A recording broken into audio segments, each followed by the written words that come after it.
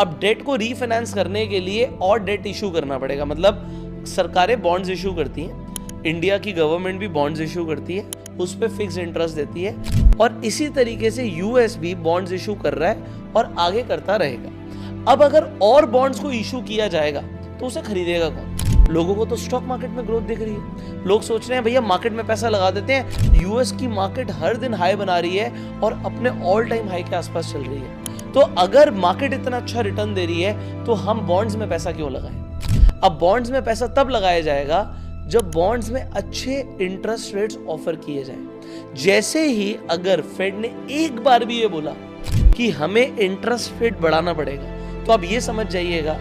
कि अब यूएस अपना कर्जा नहीं चुका पा रहा और उसे और कर्जा चाहिए,